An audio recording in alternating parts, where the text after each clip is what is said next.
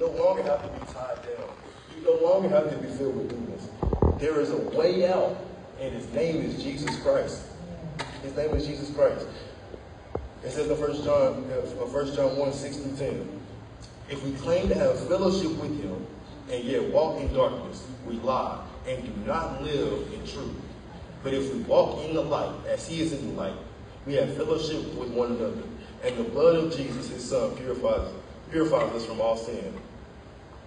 Let me stop right there. Let's read verse 6 again. If we claim to have fellowship with him and yet walk in darkness, we lie and do not have the truth. There are some of us in this room, we talk a big game about how we're Christians, about how we're saved, about the things that we do for God. And we may even do things for him.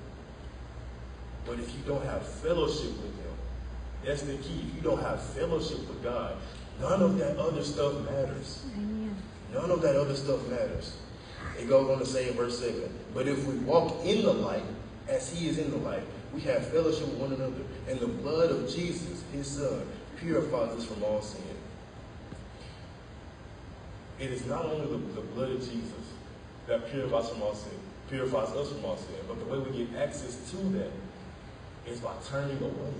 Amen. It's by purposely seeking out fellowship with Christ. Purposefully.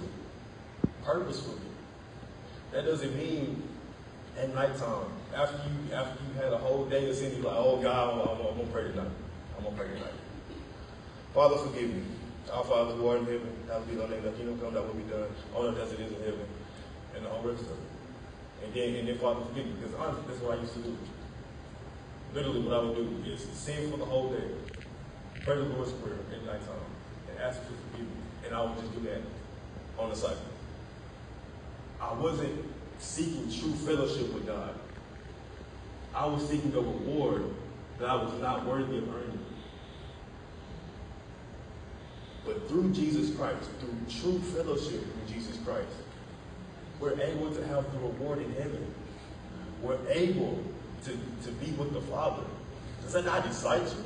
That you're able to have fellowship with God right now. Not tomorrow, not next week, not through what you've done, but through what he's done. We're able to have fellowship with him right now, at this very moment. Amen. At this very moment, we're able to have a relationship with the Most High. The one who died on the cross for all of our sins.